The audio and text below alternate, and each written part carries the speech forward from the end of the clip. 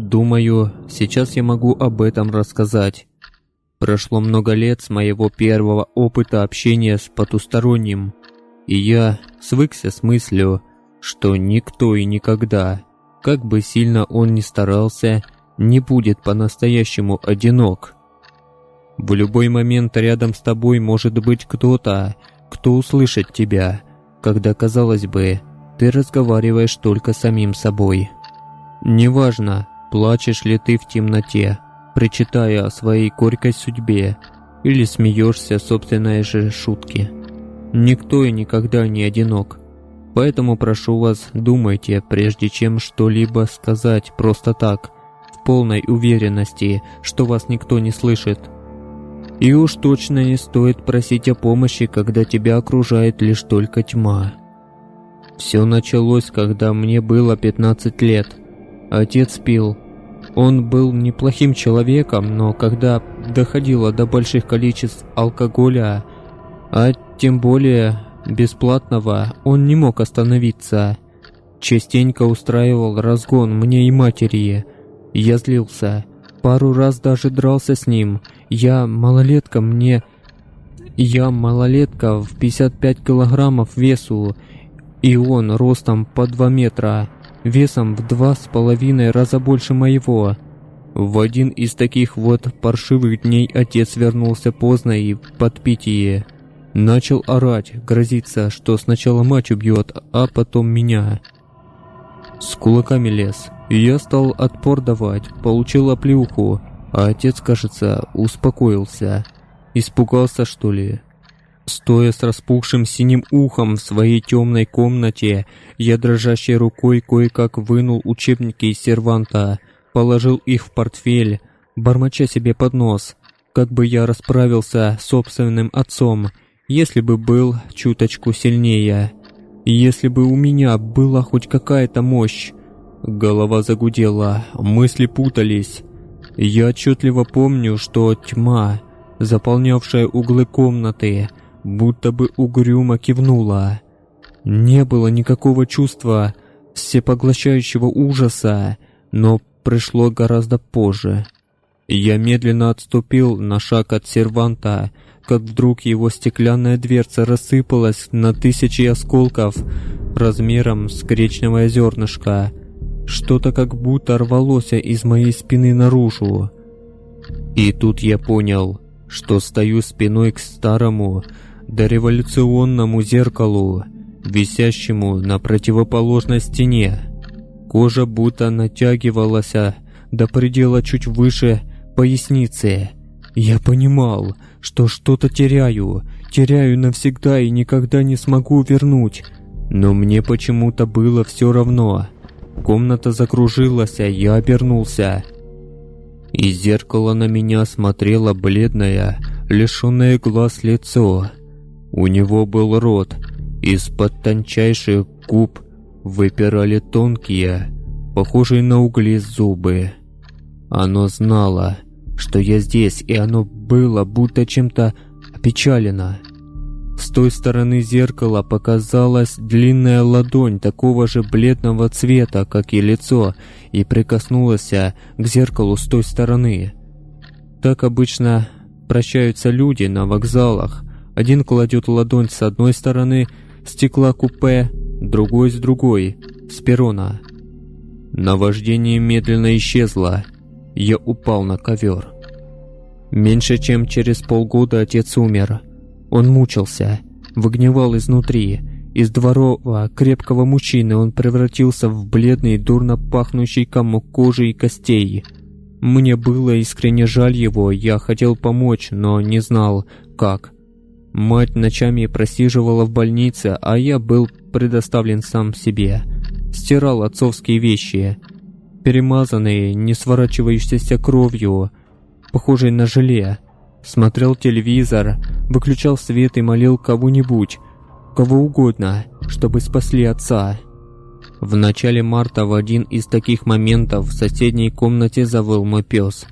Протяжно так, заунывно. И я вошел в родительскую спальню, откуда слышался вой, и попытался успокоить питомца. Пес не унимался, он выл, глядя в родительское зеркало. Я обернулся.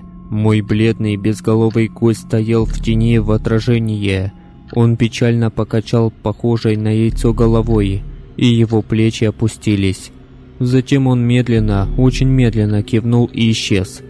Через минут 20 пришла заплаканная мать. Отец умер. Услуга была оказана. В следующий раз это случилось, когда мне тогда было 20 лет. История с отцом забылась и теперь казалась просто страшным совпадением.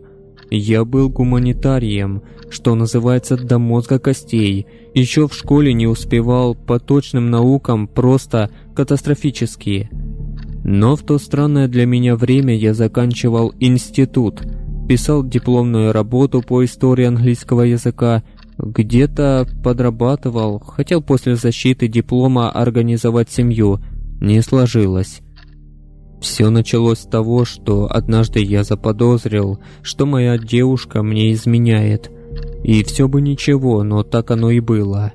Опущу подробности того, как мы расстались. Я остро переживал этот момент. Гуманитарий он и в Африке гуманитарий. В бессильной злобе уничтожил все ее подарки, которые можно было уничтожить.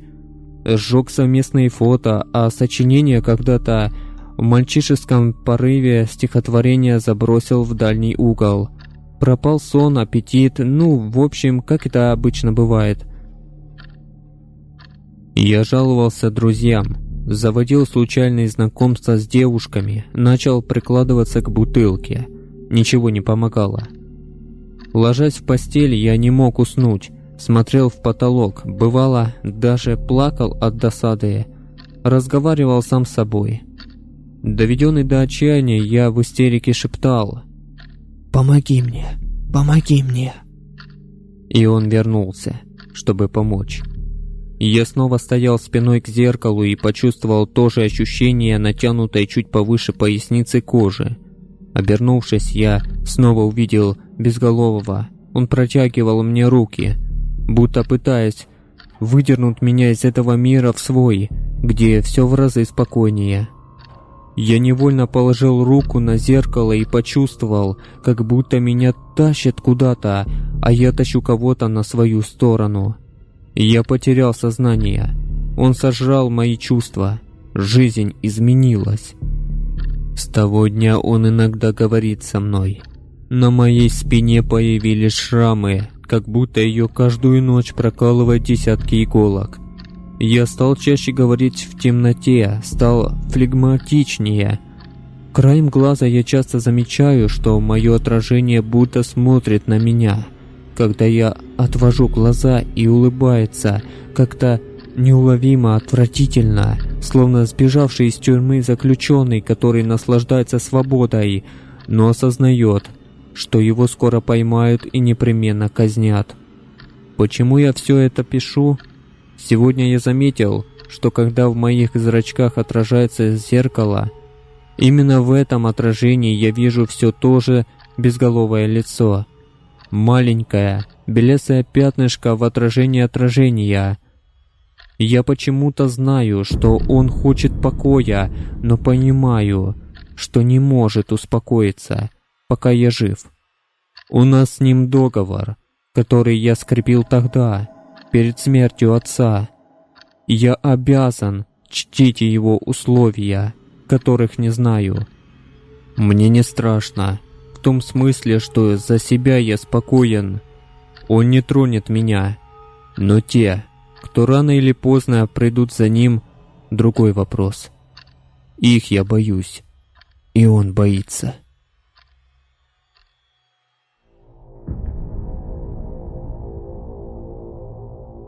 Я вздрогнул, проснулся от еле слышного стука во входную дверь и непонимающе уставился в темноту. Это была одна из тех безобидных зимних ночей, когда мрак, становясь густым и осязаемым, окутывает еще скованные сном сознание, не позволяя мыслить логически.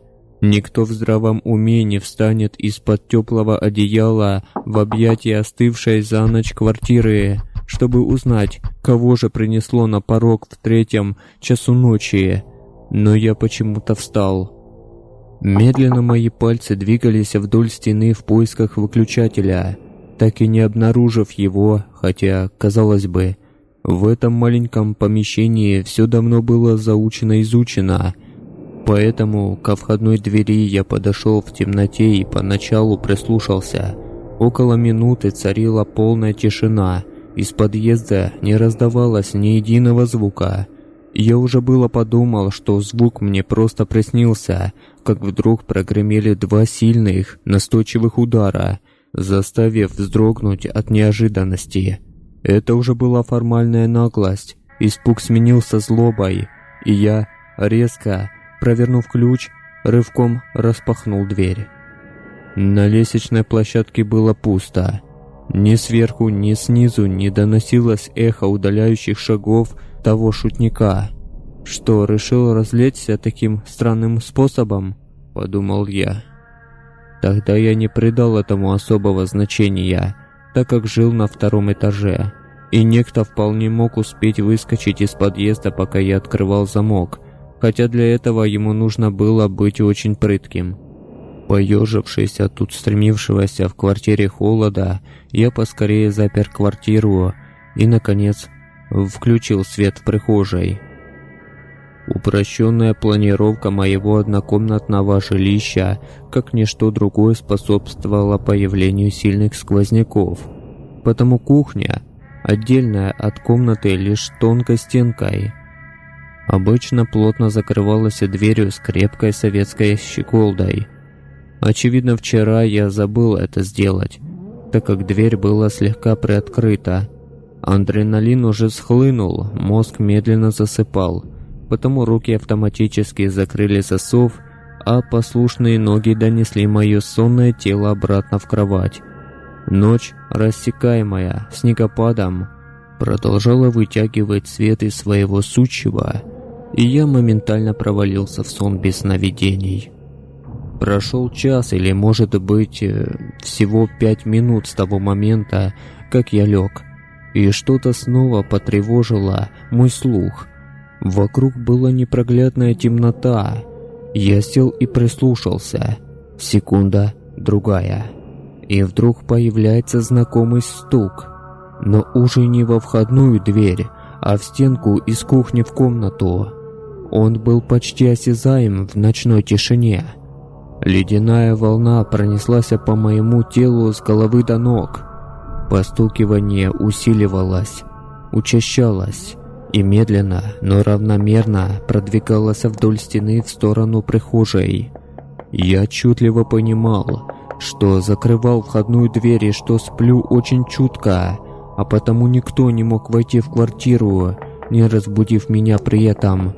Однако настойчивый стук был реален. Стук. Все ближе и ближе к выходу из кухни. Стук.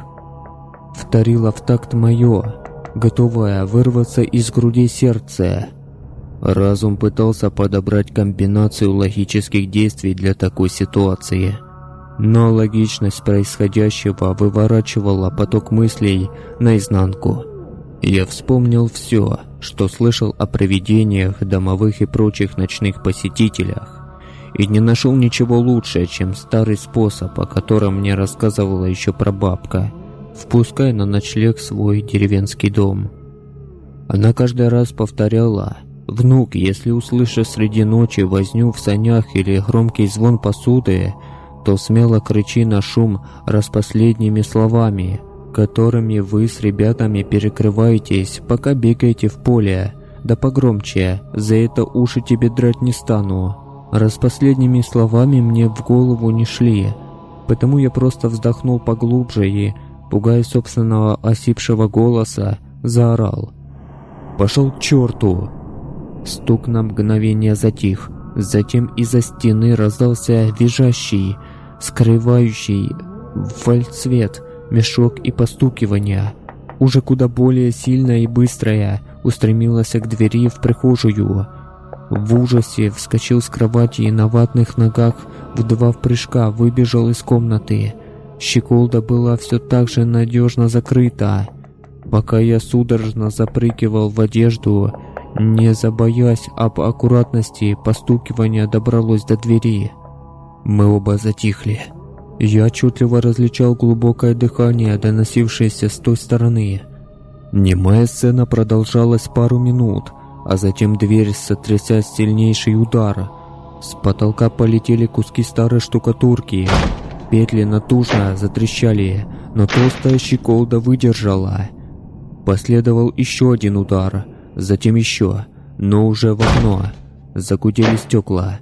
Открылась оконная рама. Я окончательно, теряя здравый рассудок, одним прыжком выскочил из квартиры и бегом, понеся во тьму пустых улиц, слыша вместо эха своих тяжелых шагов лишь леденящий душу тук-тук-тук, теряющийся во вое холодного ветра. Весь остаток ночи я бездумно бродил по району, греясь в подъездах и шарахаясь от каждой тени. Долго находиться на одном месте не получалось. Подсознание, будто издеваясь, улавливало любые мелкие звуки и трансформировало в отголоски постукивания, снова и снова гоня меня прочь. Вскоре забрезжил поздний декабрьский рассвет, а за ним показались сонные собачники со своими не по времени бодрыми питомцами. Люди стали стягиваться к парковкам и остановкам. Город ожил. Вся эта обыденная серая суета вернула меня к ощущению реальности, а ночные страхи отступили. Остался только осадок от собственной глупой трусости и сильное желание поспать. Несмотря на это, мне совершенно не хотелось идти назад. Иррациональный испуг прошлой ночи еще действовал, но здравомыслие подсказывало, что мой дом – это моя, черт возьми, крепость. Нужно предпринять попытку доказать это, в первую очередь самому себе. Приободрившись от его скорого согласия, я зашел в подъезд и через пару мгновений уже стоял напротив своей входной двери, прислушиваясь к звукам. Внутри было тихо. Не без тревоги я повернул ключ в замке и вошел внутрь. Быстро включив свет, все выглядело точно так же, как в момент моего бегства. Из коридора виднелась непоправленная кровать, в комнате по полу тут и там были разбросаны кое-какие вещи, которые я уронил, пока в спешке собирался. Кухня осталась заперта. Глубоко вздохнув, я медленно отодвинул щеколду, стараясь сделать это совершенно бесшумно, а затем, собрав волю в кулак, распахнул дверь. Внутри все было на своих местах. Уже смелее я зашел внутрь, оглядываясь по сторонам. Проверил дверь изнутри, оконную раму и пол. Нигде не было и следа чего-либо ночного присутствия. Затем мое внимание привлекла стена, разделяющая кухню и комнату. Отойдя от окна, я слегка постучал по ней, пытаясь воспроизвести тот звук, что слышался ночью. Постукивая, я начал медленно продвигаться в сторону двери. Тук, стук, стук. «Пошел к черту!» Громкий крик внезапно раздался из комнаты. Я оцепенел. Это был мой собственный голос, только с каким-то совершенно неестественным привизгом. Пару мгновений я стоял не в силах пошевелиться от страха, а затем рванулся к выходу. С размаха ударив плечом кухонную дверь, посыпалась старая штукатурка, но дверь не поддавалась. Щеколда оказалась закрыта с той стороны. Я стоял, тупо глядя вперед, и тяжело дышал в попытке осознать происходящее. Зазвенел мобильный телефон, который остался на полке в коридоре. Пару секунд мелодия громко оповещала о входящем звонке, а затем прервалась. Мой голос с другой стороны двери спокойно отменял встречу с другом, который, насколько я успел разобрать, звонил предупредить о том, что слегка задерживается, но прибудет с минуты на минуту. Это стало последней каплей. В ужасе отступив от двери, я вскочил на подоконник и открыл кухонное окно. Нужно было убираться отсюда любым способом. Внизу за прошедший месяц намело немалый сугроб, да и второй этаж был не то чтобы очень высок от земли. Потому, ни секунды не раздумывая, я прыгнул вперед, но зацепился карманом расстегнутой куртки за край оконной ручки. Рама со стеклом, звонко хлопнув, закрылась. Резкий рывок слегка изменил траекторию моего падения, и я весьма болезненно ударился, приземлившись далеко от центра того сугроба, в который целился. Чертыхаясь и держась за отбитый бок, я кое-как встал на ноги и неожиданно для себя обнаружил, что эта оплошность, вероятно, спасла мне жизнь. В центре сугроба, слегка присыпанный вчерашним снегом, торчал острый обломок железной ржавой трубы, которая, если бы не случайность, с легкостью пронзила меня насквозь.